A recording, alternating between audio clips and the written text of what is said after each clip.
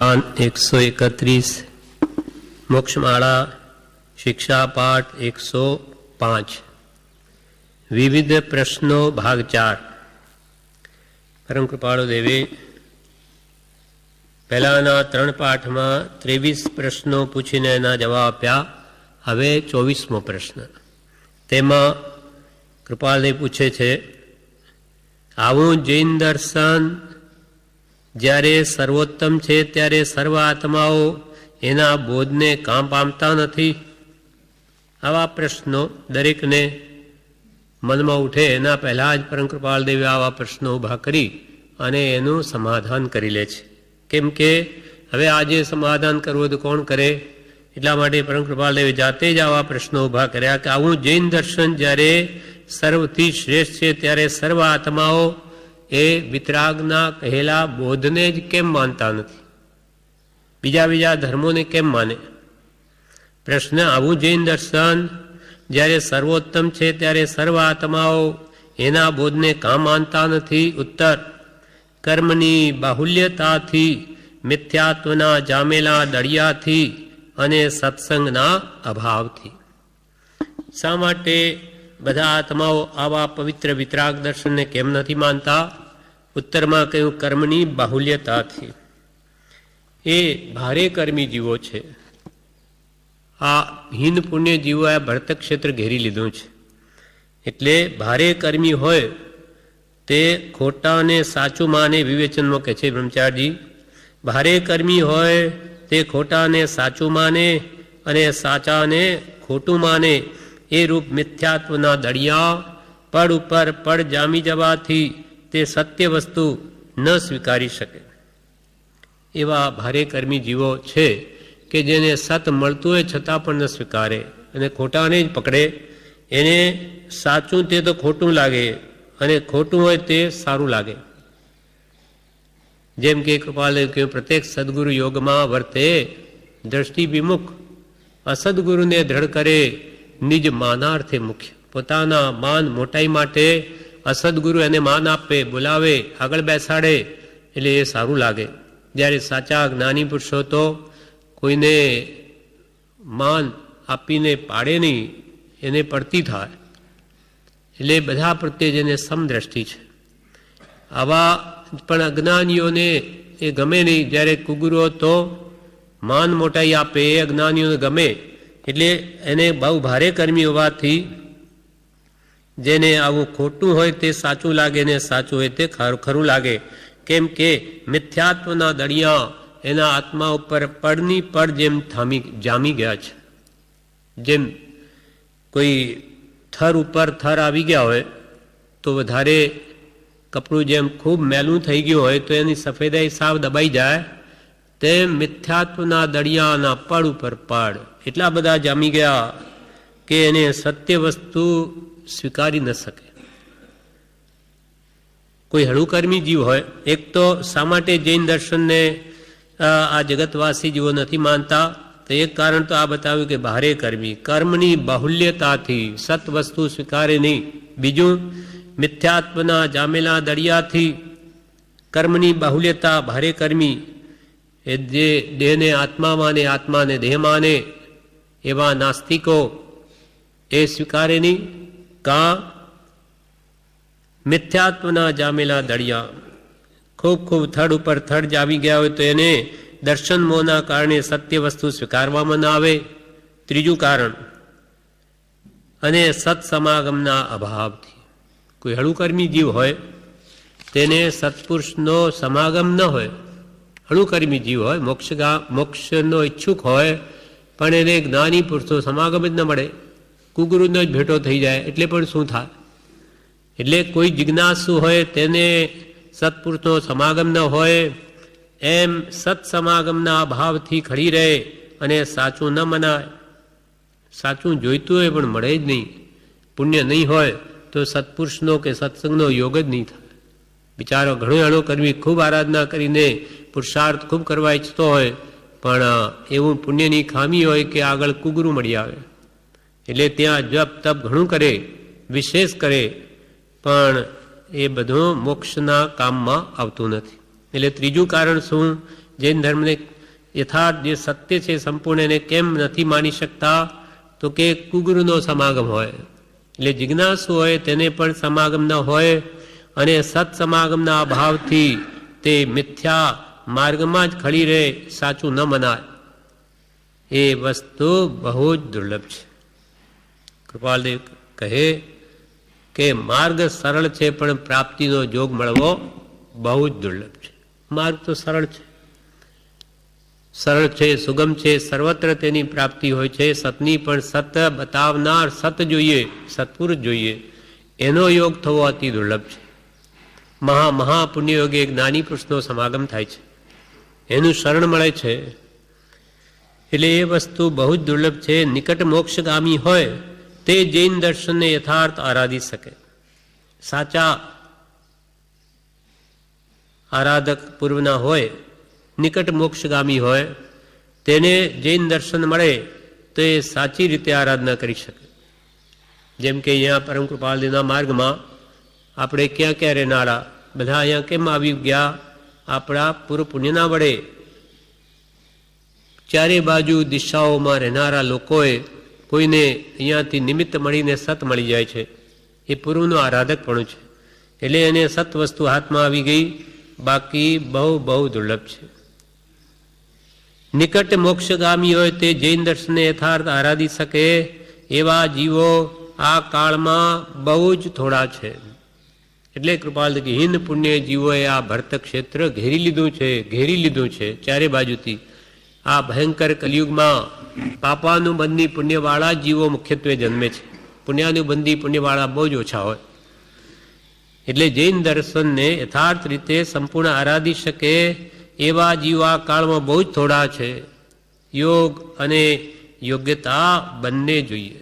બ્રહ્મચારીજી કહે સત્પુરુષનો યોગ પણ જોઈએ અને સાથે એની આજ્ઞા ઉપાસવાની તૈયારી પણ જોઈએ, યોગ્યતા પણ જોઈએ. એટલે યોગ અને યોગ્યતા બંને જોઈએ. જેમ કે પ્રભુશ્રીજી બ્રહ્મચારીજી એમને કૃપાળુનો યોગ મળ્યો, જેવી યોગ્યતા હતી. સત જોઈતું હતું, એની ખૂબ જિજ્ઞાસા હતી, તો કૃપાલે મળ્યા કે પોતાનું કામ કાઢી લીધું. સૌભાગભાઈ, અંબાલાલભાઈ, જુઠાભાઈ પૂર્વના આરાધક યોગ્ય પુરુષો, એવી યોગ્યતાવાળાઓને યોગ મળી ગયો એટલે કામ થઈ ગયું. જેમ ભૂખ લાગી હોય અને એને સૂકો રોટલો મળે તો મીઠો લાગે, પણ પેટ ભરેલું હોય એને 5 પકવાન પણ રૂચે નહીં, કેમ કે જગ્યા નથી. એમ પહેલાં તો સતની ભૂખ જેને છે એને સત્પુરુષ મળે તો કામ થાય. એટલે કૃપાલદેવ પ્રશ્ન કર્યો, આવું જૈન દર્શન જ્યારે સર્વોત્તમ છે ત્યારે સર્વ આત્માઓ એના બોધને કામ માનતા નથી? ઉત્તર, કર્મની બાહુલ્યતાથી, મિથ્યાત્વના જામેલા દળિયાથી અને સત્સમાગમના અભાવથી. હવે આગળ બીજો પ્રશ્ન 25મો પ્રશ્ન. તેમાં કહ્યું, જૈન મુનિઓના મુખ્ય આચાર શા છે? વિતરાગ દર્શનમાં ભગવાનની આજ્ઞા આરાધનાર જૈન મુનિઓના આચાર કયા કયા છે? ઉત્તર, 5 મહાવ્રત, 10 વિધિ યતિધર્મ, 17 વિધિ સંયમ, 10 વિધિ વૈયાવૃત્ય, 9 વિધિ બ્રહ્મચર્ય, 12 પ્રકારના તપ, ક્રોધાદિક 4 પ્રકારના કષાયનો નિગ્રહ, વિશેષમાં જ્ઞાન, દર્શન, ચારિત્રનું આરાધન ઇત્યાદિ અનેક છે. આ જૈન મુનિઓના આચાર. વિવેચનમાં કે છે, જૈન મુનિઓના આચાર 70 બતાવ્યા છે. તે ચરણ 70 કહેવાય છે. કરણ 70 ને ચરણ 70. ચરણ 70માં ચારિત્રની વાતો આવે, 70 એના આચારના ભાગ છે, ભેદ છે. તે આમ તો વિશેષ પેટાભેદ ઘણા છે, પણ આમાં 70 ભેદ બતાવ્યા. ચરણ 70ના 70 બોલા પ્રમાણે જે કૃપાલદેવે કહ્યા એ જ 5 મહાવ્રત, એટલે અહિંસા, સત્ય, ચોરી, બ્રહ્મચર્ય ને પરિગ્રહ, 5 મહાવ્રત મુનિના આચાર મુખ્ય. પછી 10 યતિ ધર્મ, યતિ એટલે મુનિ, એટલે ઉત્તમ, ક્ષમા, આર્દવ, માર્દવ, સત્ય, સો, સંયમ, તપ, ત્યાગ, આકિંચન, બ્રહ્મચર્ય. આ 10 યતિ ધર્મ. 10 ને 5 15 થયા. પછી 17 પ્રકારે સંયમ પાળવો મુનિઓને તે 5 મહાભારત, 5 સમિતિ, 3 ગુપ્તી અને 8 અને 4 કષાયનો નિગ્રહ, ક્રોધ, માન, માયાલો. આ અને 5 સમિતિ, ઈર્યા સમિતિ, ભાષા સમિતિ, યશના સમિતિ, આદાન, ભંડબત અને પારિષ્ઠાપનિકા સમિતિ, મન ગુપ્તી, વચન ગુપ્તી અને 3 ગુપ્તી. આ 5 સમિતિ ને 3 ગુપ્તી અષ્ટ પ્રવચન માતા પણ મુનિનો ધર્મ છે, મુનિના આચાર છે. એટલે 5 મહાભારત, 5 સમિતિ, 3 ગુપ્તી ને 4 કસાયનો નિગ્રહ મળી 17 પ્રકારે સંયમ. એટલે કૃપાલ કે સપ્તદિશ વિધિ સંયમ, પછી 10 વિધિ વૈયાવ્રતે, 10 પ્રકારે વૈયાવ્રત કરવી, મુનિઓની સેવા કરવી, તે પણ એમના ચારિત્રમાં આવે. તે આ પ્રમાણે: આચાર્ય, ઉપાધ્યાય, તપસ્વી, શેક્ષીય, ગ્લાન, ગણ, કુલ, સંઘ, સાધુ અને મનોજ્ઞ. આ 10 પ્રકારના સાધુઓની સેવા કરવી, તે પણ મુનિઓનો આચાર છે. મુનિઓની, આ બધા મુનિઓ જ છે, મુનિઓના પ્રકાર. પહેલો આચાર્ય ભગવાન, કે જે સમ્યક જ્ઞાન આદિ ગુણોના ધારક હોય તે આચાર્ય કહેવાય. જેમની પાસેથી મોક્ષ અને સ્વર્ગ પ્રાપ્ત કરાવનાર વ્રતધારી ને આચરણ કરીએ તે આચાર્ય. આચાર્ય સર્વના સકલ સંજ્ઞા ઉપરી હોય, એમની આજ્ઞાથી વ્રત લઈ અને મોક્ષની આરાધના કરવી. બીજું ઉપાધ્યાય, જેમની પાસે આગમનો અભ્યાસ કરીએ તે વ્રતશીલ અને શ્રુતના આધાર એવા ઉપાધ્યાય ભગવાન. ત્રીજા તપસ્વી, એટલે જ્ઞાની તો ખરા જ બધા, તો જ એમાં આવે આત્મજ્ઞાન યુક્ત. પછી અણસણાદી મહાતપ તપે છે તે તપસ્વી. ચોથા જે શ્રુત શીખવામાં તત્પર, નિરંતર વ્રતોની ભાવનામાં તત્પર હોય તે શેક્ષીય છે. મુનિઓના જ બધા પ્રકાર. એક તો આચાર્ય, ઉપાધ્યાય અને તપસ્વી, અને નિરંતર વ્રતની ભાવનાઓમાં રહીને નિરંતર સતશ્રુત ભણવામાં જ તત્પર હોય તે શેક્ષીય, એટલે શિક્ષા જ લેતા હોય. ચોથું રોગ આદિથી જેમનું શરીર દુઃખી હોય તે ગ્લાન. 5 આ બધાની સેવા કરવી, એમ મુનિઓનો ધર્મ. 5મું રોગ આદિ દુઃખી ગ્લાન. છઠ્ઠા છે ગણ, એટલે વૃદ્ધ મુનિઓની પરંપરામાં જે હોય તે ગણ કહેવાય. જે મુનિઓ વૃદ્ધ થઈ ગયા હોય તે ગણ કહેવાય. 7મું પોતાને દીક્ષા આપનાર આચાર્યના શિષ્ય હોય તે કુલ કહેવાય. આપણા ગુરુએ ફરી બીજાને દીક્ષા આપે તો એ સાધર્મી આપણા ભાઈઓ હોય, તેમ જે મુનિઓ બીજા હોય એમને ગણ કહેવાય ને એમને કુલ કહેવાય. દીક્ષા આપનાર આચાર્યના શિષ્ય હોય તે કુલ છે. 8મું 4 પ્રકારના મુનિવરોનો સમૂહ તે સંઘ છે. મુનિઓના પણ 4 ભેદ: ઋષિ, યતિ, મુનિ અને અણગા. એટલે એમાંય કંઈ ને કંઈ આચારમાં એકબીજાની તરતમતામાં ભેદ હોય છે, ખબર નથી. એ તે ઋષિ, યતિ, મુનિ અને અણગા, આ 4 પ્રકારના મુનિવરોનો સમૂહને સંઘ કહેવાય. સમાધિ સોપાનમાં આ બધું કહ્યું. પછી 9મું લાંબા કાળના દીક્ષિત થયેલા તે સાધુ કહેવાય. જે આત્મગુણોને સાધે તે સાધક સાધુ. 10મા મનોજ્ઞ. મનોજ્ઞ કોને કહેવાય? તો કે પંડિતપણાથી, વક્તાપણાથી કે ઊંચા કુળથી લોકોમાં માન્ય હોય તથા ધર્મનું અને ગુરુકુળનું ગૌરવ વધારનાર હોય તે મનોજ્ઞ કહેવાય છે. જે પંડિત હોય, વક્તાપણાથી કે ઊંચા કુળથી લોકોમાં માન્ય હોય, ધર્મનું અને ધર્મનું મહાત્મ્ય વધારે કે ગુરુકુળનું ગૌરવ વધારનાર જે હોય તે મનોજ્ઞ કહેવાય. મનોજ્ઞ એટલે મનને ગમે એવા તે, અથવા અસંયત સમ્યક દ્રષ્ટિ પણ સંસારના અભાવરૂપપણાથી મનોજ્ઞ કહેવાય. અસંયત સમ્યક દ્રષ્ટિ, વ્રત અભ્યાનથી અવિરત સમ્યક દ્રષ્ટિ, પણ એ પણ બધાના મનને ગમે એના વૈરાગ્ય ઉપશમથી, તેથી એ પણ મનોજ્ઞ કહેવાય. આ પ્રમાણે આ 10ની વૈયાવ્રત કરવી, તે 10 ભેદે વૈયાવ્રતે. પછી 9 વિધિ બ્રહ્મચર્ય, આ બધા મુનિઓના આચાર. 9 વિધિ બ્રહ્મચર્ય પાળે, એટલે 9 વાર સહિત બ્રહ્મચર્ય પાળે. તેમાં 9 વાર વસતિ, કથા, આસન, ઇન્દ્રિય નિરીક્ષણ, અતિમાત્રા આહાર, આ બધા, અને વિભૂષણ. એટલે વસ્તી, કથા, આસન, ઇન્દ્રિય નિરીક્ષણ, અતિમાત્રા આહાર, વિભૂષણ વગેરે, આ 10 પ્રકારે બ્રહ્મચર્યની વાડ થઈ. પછી 12 પ્રકારે તપ, 6 બાહ્ય અને 6 અભ્યંતર. બાહ્યમાં અણસણ, ગુણોદરી, વૃત્તિ સંક્ષેપ, રસ પરિત્યાગ, કાયક્લેશ અને સલીનતા. આ 6 પ્રકારે બાહ્ય તપ. 6 પ્રકારના અભ્યંતર તપ કયા? પ્રાયશ્ચિત કરવું, વિનય કરવો કોઈનો, એ પણ તપ છે. પોતાનું માન કશાય દબાય તો જ વિનય થાય, વિનય પણ તપ છે. વૈયાવચ કરવી કોઈની સેવા, એ પણ તપ છે. સ્વાધ્યાય કરવો તે પણ તપ છે. ધ્યાન કરવું તે પણ તપ છે. ને કાયોત્સર કરવું એ પણ અંતરંગ તપ છે. આ 12 પ્રકારે તપ થયા. હવે 4 ક્રોધાદિ કષાયો. ક્રોધ, માન, માયાલોભનો અભાવ, અને પછી એક જ્ઞાન, એક દર્શન અને એક ચારિત્ર, એટલે સમ્યક જ્ઞાન દર્શનની આરાધના, એમ બધા મળીને કુલ આ 70 ભેદ થયા. આ ચરણ 70 કહેવાય.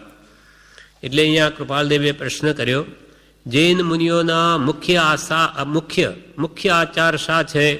તો આ 70 મુખ્ય આચાર છે. ઉત્તર: 5 મહાવ્રત, 10 વિધિ યતિ ધર્મ, સપ્તદશ એટલે 17 વિધે સંયમ, 10 વિધિ વૈયાવૃત્ય, 9 વિધિ બ્રહ્મચર્ય, 12 પ્રકારના તપ, ક્રોધાદિક 4 પ્રકારના કષાયનો નિગ્રહ, વિશેષમાં જ્ઞાન, દર્શન, ચારિત્રનું આરાધન ઇત્યાદિક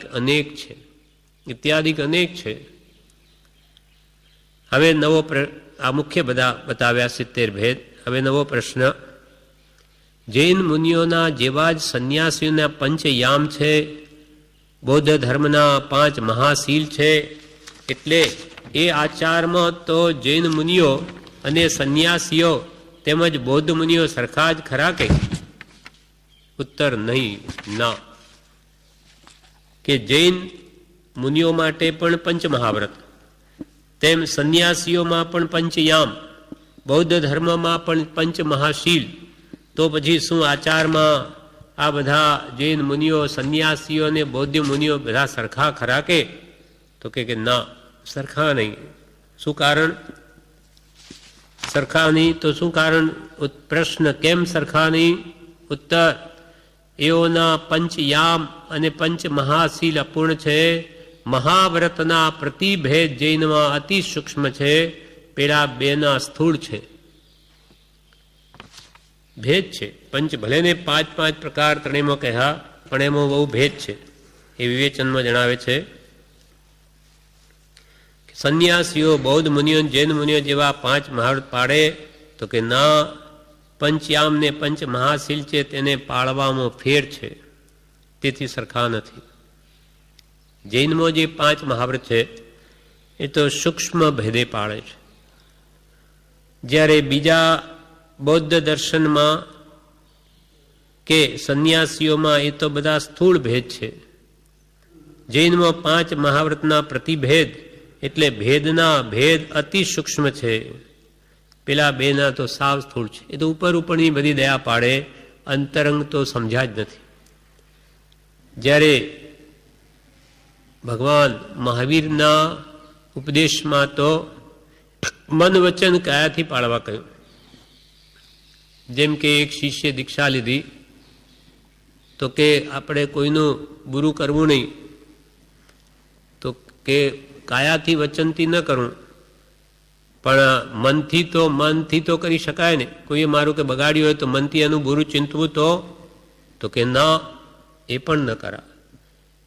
મન તો પહેલા બધું આખો આચાર તો મન ઉપર છે. મન એવો મનુષ્યાણામ કારણ બંધ મોક્ષયો, એટલે મન તો પહેલા મૂકવું આચાર ધારણ કર્યા તો એમ 9 કોટી ભગવાન મહાવીરનો માર્ગ છે.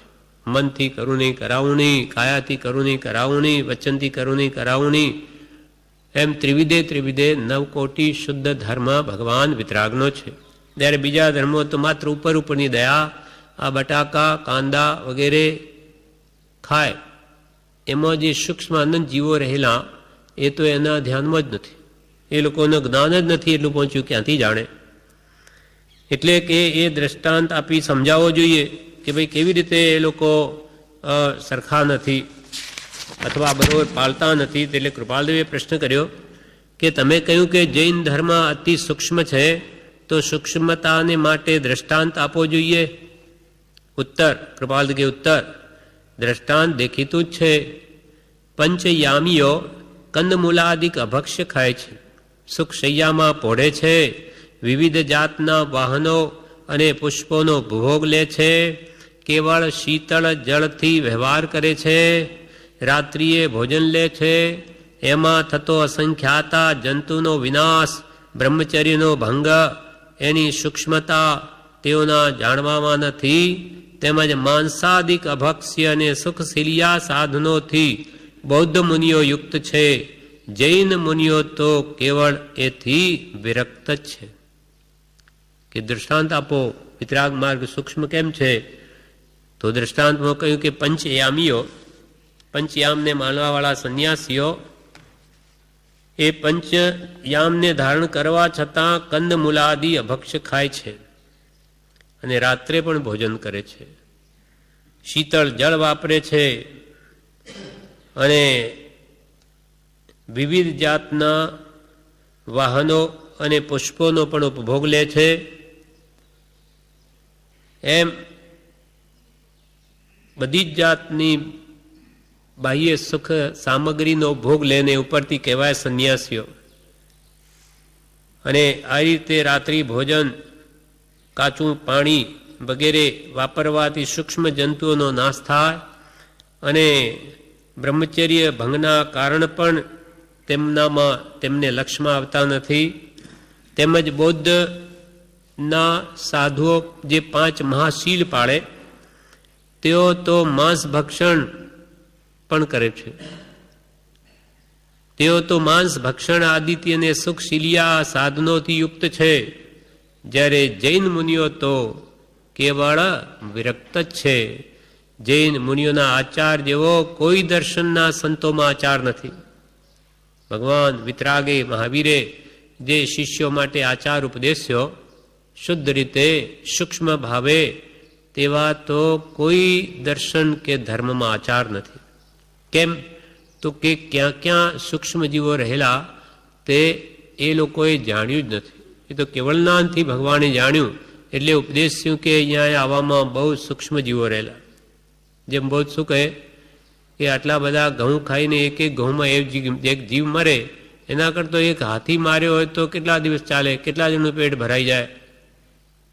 પણ એ માંસમાં સમય સમયે અસંખ્યાત જીવોની ઉત્પત્તિ થાય છે એ એના ખ્યાલમાં જ નથી.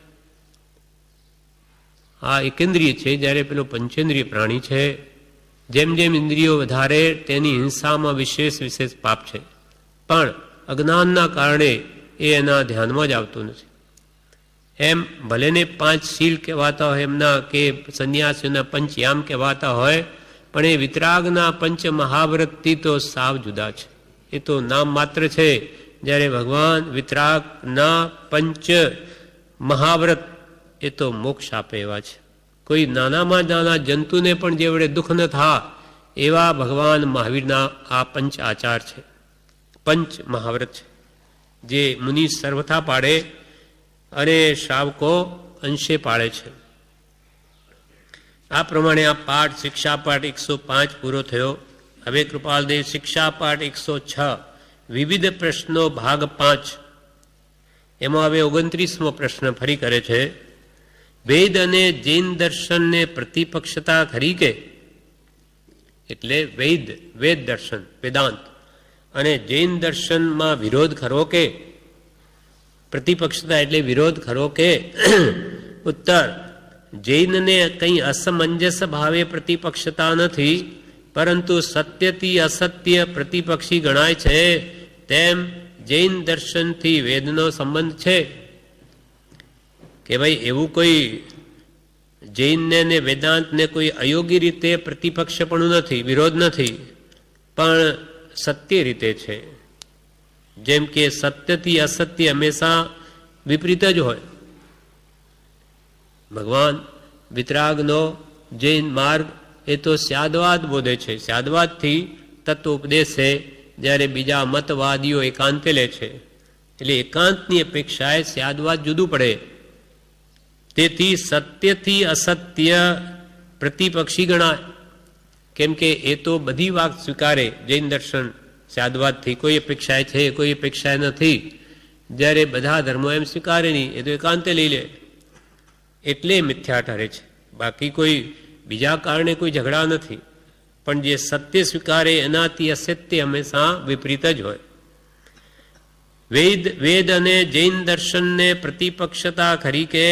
ઉત્તર, જૈનને કઈ અસમંજસ ભાવે પ્રતિપક્ષતા નથી, અસમંજસ ભાવે એટલે કે અયોગ્ય રીતે કોઈ વિરોધ નથી, પણ સાચો હોય તે જૂઠાનો પ્રતિપક્ષી ગણાય.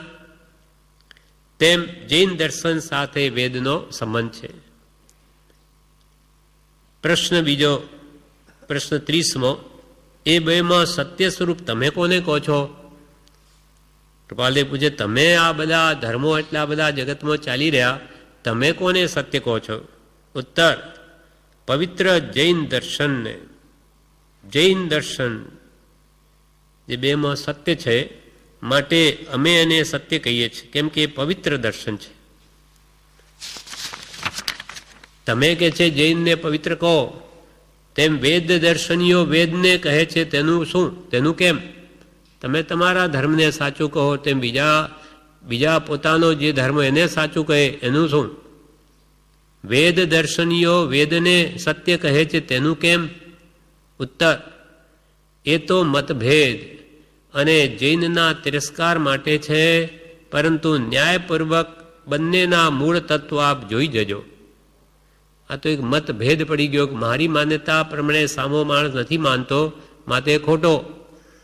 એ કારણે કે છે કે ભાઈ અમારી માન્યતા જુદી, અમારી સાચી, એની ખોટી, એમ મતભેદથી બોલે છે. માટે એ જૈનને તિરસ્કાર છે, પરંતુ ન્યાયપૂર્વક કૃપાલદેવ કહે, તમે બધા મતોને એના જે મૂળ તત્વો છે એને જોઈ જાઓ, તો તમને જ ખબર પડી જશે કે બેમાં સત્ય કોણ છે. પરંતુ ન્યાયપૂર્વક બંનેના મૂળ તત્વો આપ જોઈ જજો, તુલનાત્મક અધ્યયન કરજો, બેના તત્વો મધ્યસ્થાથી જોઈ પછી વિચારજો, તો તમને જ ખ્યાલમાં આવશે કે બેમાં સત્ય શું છે. વેદાંતી અને જે વેદાંતીઓ જૈનને અસત્ય કહે, એનું એક કારણ એ પણ છે કે જૈન સંબંધી તેમને અજ્ઞાનતા છે. જૈનના જે સિદ્ધાંતો એ એમને મધ્યસ્થતાથી જોયા નથી.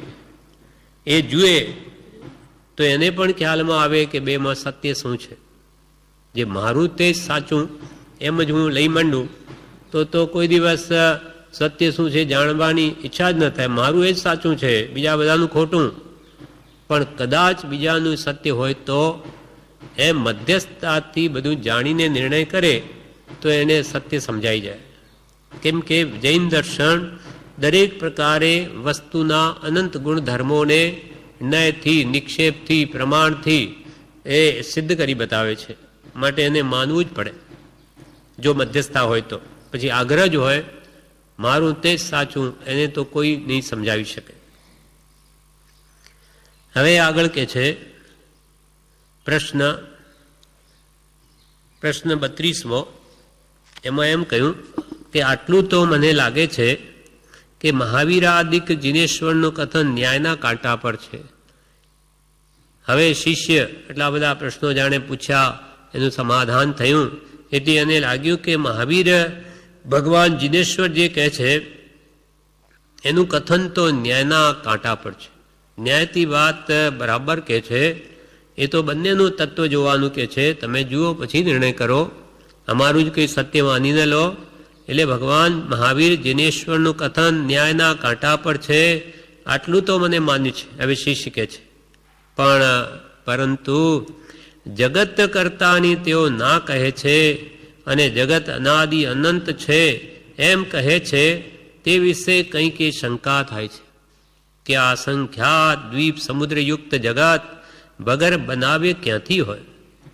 પણ શિષ્યને એક આ શંકા છે કે જગત કરતાની ના પાડે છે મહાવીર ભગવાન, અને જગત તો કે અનાદિકાલથી છે, અનંત કાળ સુધી રહેશે. એ વિશે મનમાં કંઈ શંકા રહ્યા કરે છે કે આ વગર બનાવે આવા અસંખ્યાત દ્વીપ, જમીન, સમુદ્ર વગેરે વગર બનાવે ક્યાંથી બની ગયા, કેવી રીતે બને? ઉત્તર, આપને જ્યાં સુધી આત્માની અનંત શક્તિની લેશ પણ દિવ્ય પ્રસાદી મળી નથી ત્યાં સુધી એમ લાગે છે.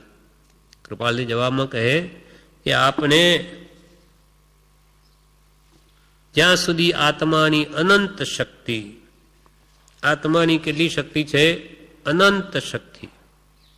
તેમાંથી એક પણ સદગુણ જો પ્રગટે તો એ અનંત શક્તિની લેશ, એક સદગુણ જો પ્રગટે તો અનંત શક્તિની લેશ પણ દિવ્ય પ્રસાદી અને મળે,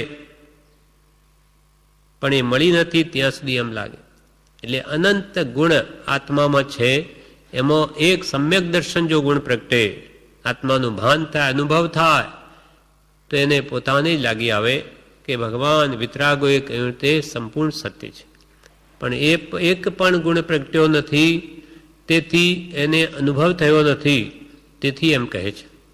એટલે કૃપાલદેવ કહે જ્યાં સુધી આત્માની અનંત શક્તિની લેશ પણ દિવ્ય પ્રસાદી મળી નથી, આત્મામાં અનંત શક્તિઓ છે, એમાં લેશ પણ એક ગુણ પ્રગટ્યો હોય તો એને ખ્યાલ આવે પોતાને, ત્યાં સુધી એમ લાગે છે. પરંતુ તત્વ જ્ઞાને એમ નહીં લાગે. પણ તમને તત્વ, આત્મતત્વ, જળ તત્વ વિશેષ એ બધાની શક્તિઓનો ખ્યાલ આવશે ત્યારે એમ નહીં લાગે. જેમ કે આજે આપણે વિચારીએ જળ તત્વની શક્તિઓ, તો કેવી કેવી શોધ જળ દ્રવ્યની કરી છે કે જ્યાં અહીંયા સર્વત્ર એ પરમાણુ પથરાયેલા છે કે અહીંયા બેઠા હજારો માઇલ દૂર અમેરિકા સાથે વાત કરી શકાય તરત જ. આ કોની શક્તિ? પૂતગલની. આવી અનંત શક્તિઓ પૂતગલમાં છે, તેવી જ અનંત શક્તિઓ આ તમામય છે. એવા દરેક દ્રવ્યો, 6 દ્રવ્યોનું બનેલું જે વિશ્વ છે, દરેક દ્રવ્યમાં અનંત શક્તિઓ છે, અનંત અનંત શક્તિઓ છે. પણ આ ભૌતિક, આ જગતમાં જગતવાસી જીવો ભૌતિક શક્તિઓને બહાર લાવવા પ્રયત્ન કરે છે. એટલે એ શક્તિઓ બહાર આવી, કોઈક વિતરાગનો આરાધક મુમુક્ષુ તે પોતાના સ્વ આત્માની શક્તિઓને બહાર લાવવા પ્રયત્ન કરે તો તે સંકિત પામે, કેવળ જ્ઞાન પામે. અહીંયા બેઠો તે તો આખું જોઈ શકે કોઈ પણ સાધન વગર. એવી અનંત શક્તિઓ આત્મામાં છે. એવી કંઈક શક્તિનો એને અનુભવ થાય તો એને પણ થાય કે હા બરોબર આ બધું હશે, પણ એને કંઈ અનુભવ થયો જ નથી, એટલે શંકા રહ્યા કરે. એટલે કૃપાલદેવે ઉત્તરમાં કહ્યું, એને કહ્યું કે આ જગત તો આટલું બધું અનાદિ અનંત છે, કોઈ બનાવ્યા વાળો જો ન હોય તો એ કેવી રીતે બને? તેના ઉત્તરમાં કહ્યું, આપણે જ્યાં સુધી આત્માની અનંત શક્તિની લેશ પણ દિવ્ય પ્રસાદી મળી નથી ત્યાં સુધી એમ લાગે છે, પરંતુ તત્વજ્ઞાને એમ નહીં લાગે. તમે પણ તત્વ જ્ઞાન કરો. જીવ તત્વ, અજીવ તત્વ, આશ્રવ, સંબર, બંધ, મોક્ષ, નિર્જરા, પાપ, પુણ્ય, આ નવ તત્વો સંબંધીનું જ્ઞાન મેળવો. સૂક્ષ્મ ઊંડા ઉતરીને એના ભાવોને સમજો તો કે તમને પણ એ વાત મનાશે, શ્રદ્ધાનમાં આવશે. પરંતુ તત્વજ્ઞાને એમ નહીં લાગે. સન્મતિ તર્ક ગ્રંથનો આપ અનુભવ કરશો એટલે શંકા નીકળી જશે. સંમતિ તર્ક નામનો જે ગ્રંથ છે એમાં જે તર્ક સહિત વાત સમજાવી, એ જો આપ અનુભવ કરશો એટલે તમારી આ શંકા નીકળી જશે. એ વાંચશો, શાંતિથી એના બધા ભાવોને સમજવાનો પ્રયત્ન કરશો તો તમને આ શંકા નીકળી જશે. હવે છેલ્લો અંતિમ પ્રશ્ન, એટલે કે તમે આત્માના તદ્દન અજાણ છો, કે આત્મામાં જે અનંત શક્તિ છે એ તમને કલ્પનામાં પણ નથી. ચૈતન્ય ચમત્કાર સૃષ્ટિના લક્ષ્યમાં નથી, ચૈતન્ય ચમત્કાર. આપણો આત્મા અનંતો જ્ઞાન જેનામાં પડેલું, અનંત દર્શન, અનંત સુખ, અનંત વીર્ય આદિ શક્તિઓ, એવી એક એક પ્રદેશે અનંત અનંત ગુણ રહેલા છે, પણ એને એનો અનુભવ નથી. એ દરેક આત્મામાં છે, પણ આવરિત છે, ઢંકાયેલા છે. એ જે પુરુષાર્થ બળે એનો જે રસ્તો છે એ જ્ઞાનીઓ એ પ્રગટ કર્યા બતાવે છે, એમ કરે તો પોતાની પણ શક્તિઓ બહાર આવે. એટલે કે તમે આત્માના તદ્દન અજાણ છો, તેથી તમને એમ લાગે છે કે કોઈ કર્તાની જરૂર છે, પરંતુ તત્વજ્ઞાન થાય તો એમ લાગે નહીં. માટે સન્મતિ તર્ક ગ્રંથ આપ વિચારશો તો એ શંકા નીકળી જશે. હવે અંતિમ પ્રશ્ન પરમ કૃપાળુદેવ કહે છે કે આખી મોક્ષમાળા ભણ્યા છો તો આ વિચારો અંતિમ પ્રશ્ન છે, પરંતુ સમર્થ વિદ્વાનો પોતાની મૂર્છા વાતને પણ દ્રષ્ટાંતાદિકથી સિદ્ધાંતિ કરી દે છે, એથી એ ત્રુટી શકે નહીં, પણ સત્ય કેમ કહેવાય? શિષ્યે શું કહ્યું કે સંમતિ તર્ક, આમ કહ્યું ને કે સંમતિ તર્ક વાંચજો ગ્રંથ તો તમારી શંકા નીકળી જશે. તો કે એ તો કોઈ સમર્થ વિદ્વાન હોય, એ અનેક તર્કથી વાત કરે તો મિથ્યા વાતને સાચી કરી બતાવે, તો શું સાચી માની લેવી? એવો શિષ્યનો પ્રશ્ન છે. પરંતુ સમર્થ વિદ્વાનો પોતાની મૃષા એટલે મિથ્યા વાતને પણ દ્રષ્ટાંતાદિકથી સિદ્ધાંતિ કરી બતાવે. દ્રષ્ટાંતો દરેકમાં મળી શકે, તો કે એવા દ્રષ્ટાંતોથી જૂઠી વાતને પણ સત્ય કરી બતાવે. પણ એથી એ ત્રુટી શકે નહીં, એ વાતને તોડી શકાય નહીં, પણ સત્ય કેમ કહેવાય? પણ એ સાચું કેમ કહેવાય? એના ઉત્તરમાં કૃપાલદેવ કહે છે, પણ આને કંઈ મૃષા કથવાનું પ્રયોજન નહોતું. ભગવાન વિતરાગોને રાગ દ્વેષ અજ્ઞાનથી સર્વથા મુકાઈ ગયા, જેનું મોહનીય કર્મ સર્વથા નાશ પામ્યું. આવા કેવળ જ્ઞાનીઓને મૃષા કહેવાનું કોઈ પ્રયોજન નહોતું. શા માટે મિથ્યા કહે? એથી અમને શું લાભ થાય? પણ આને કંઈ મૃષા કથવાનું પ્રયોજન નહોતું, કેમ કે મૃષા માણસ ક્યારે બોલે? કોઈ ક્રોધવશ જૂઠું બોલે, કોઈ માનવશ, માયાવશ, લોભવશ. પણ ભગવાનને તો એમાં એકે કશાય નથી. ક્રોધ, માન, માયા, લોભાદી તો મિથ્યા શા માટે કહે? અને કોઈ અજ્ઞાનવશ, ખબર જ ન હોય એટલે કે જૂઠું બોલાઈ ગયું. તો ભગવાન તો સર્વજ્ઞ છે, સર્વ જાણે છે. એના જ્ઞાનથી કોઈ તત્વ બહાર નથી, કોઈ વસ્તુ બહાર નથી. માટે જે બધું જ જાણે, અનંત દ્રવ્યો, એના અનંત ગુણો, અનંત પર્યાયોને ભગવાન એક સમયમાં જાણે છે. તો એ શા માટે મિથ્યા કહે? આવા પવિત્ર પુરુષોને મિથ્યા કહેવાનું પ્રયોજન શું? આને કંઈ મૃષા કથવાનું પ્રયોજન નહોતું. અને પલભર એમ માનો, કૃપાલ કે થોડી વાર માટે એમ માની લો, માનો કે આપણને શંકા થઈ કે એ કથન મૃષા હશે, તો પછી જગત કરતાએ એવા પુરુષને જન્મ પણ કાં આપ્યો?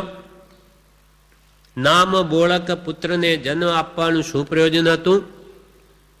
થોડી વાર માટે કે માનો કે આ ભગવાન મહાવીરે વિતરાગ પુરુષોએ જૂઠું કહી દીધું, તો પછી જેને આખું વિશ્વ બનાવ્યું, તમે કહો છો કે જગત બનાવ્યા વગર બને નહીં, તો જે ઈશ્વરે આ જગત બનાવ્યું તે ઈશ્વરે આવા મહાવીરને જન્મ કેમ આપ્યો?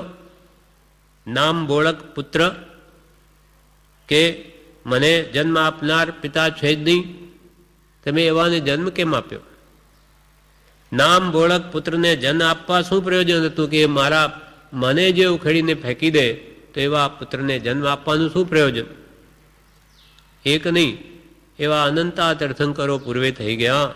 એ બધાને ઈશ્વરે જન્મ આપવાનું શું પ્રયોજન? પોતાના પગ પર જ કુહાડો મારવાની જરૂર શી હતી? તેમ વળી એ સત્પુરુષો સર્વજ્ઞ હતા. જગત કરતા સિદ્ધ હોત તો એમ કહેવાથી તેઓને કંઈ હાનિ નહોતી. જો આ જગત એટલે વિશ્વ ના બનાવનાર ઈશ્વર હોત તો એ ભગવાન વિતરાગોને તેમ કહેવામાં કોઈ નુકસાન નહોતું. અને જગત કરતા નથી એમ કહેવાથી કંઈ વિતરાગોને કંઈ લાભ થતો નથી. અને નથી તો નથી કહ્યું, છે તો છે, જેમ છે તેમ કહ્યું. વિવેચનમાં કહે છે કે બહુ બુદ્ધિશાળી હોય તે ખોટી વાતને પણ દ્રષ્ટાંત આદિથી સાચી ઠરાવે, પરંતુ ખોટાને સાચું કેમ કહેવાય? કોઈ બહુ બુદ્ધિશાળી વિદ્વાનો ગમે તેમ કહેતા હોય, પણ એમને કંઈ સ્વાર્થ નહોતો.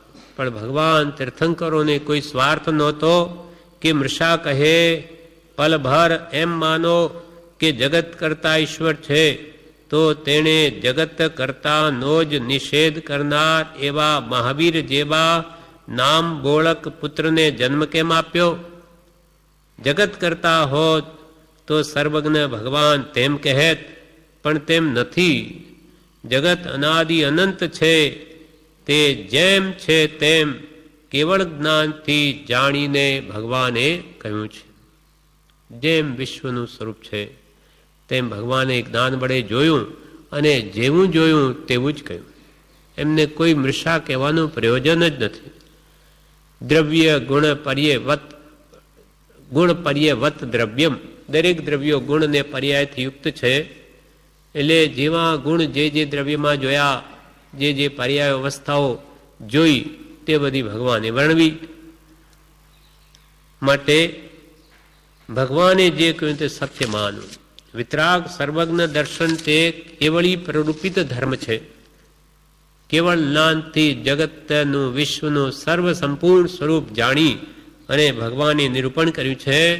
માટે આમાં કોઈ કાળે મિથ્યાપણું હોઈ શકે જ નહીં. માટે આપણે દ્રઢપણે સાચા દેવ અરિહંત, સાચા ગુરુ નિર્ગ્રંથ અને સાચો ધર્મ કેવલી પ્રરૂપિત તે માન્ય કરવો, તેની શ્રદ્ધામાં વ્યવહાર સમકિત રહેલું છે. આ પ્રમાણે તત્વાબોધ તોના 17 પાઠો તો પહેલાં પૂરા થયા. હવે મોક્ષમાળા પૂરી થઈ. એના કે વિશે તમે આજે હું પ્રશ્નો પૂછું છું એના જવાબ આપો કે ભાઈ તમે મોક્ષમાળા ભણ્યા તો કેવી રીતે ભણ્યા, પરીક્ષા લે છે. એવા 33 પ્રશ્નો આપણને અત્રે અહીંયા પૂછ્યા. હવે 33 પ્રશ્નો પણ હમણાં પૂરા થયા. એટલે મોક્ષમાળાનો 106મો પાઠ એ પૂરો થયો. હવે શિક્ષા પાઠ 107 જે દિનેશ્વરની વાણી, ભગવાનની વાણી, એ પાઠ છે. અને 108 પાઠ છે તે પૂર્ણ માલિકા મંગલ, અંતિમ માંગલિક શું છે તે 2 પાઠ એના માટે મૂક્યા છે. જે આપણે એક પાઠ આવતીકાલે અને બીજો પરમ દિવસે લઈને, કાલે તો 14 છે એટલે લઈને 2 દિવસમાં 3 દિવસમાં મોક્ષમાળા પૂરી થઈ જશે.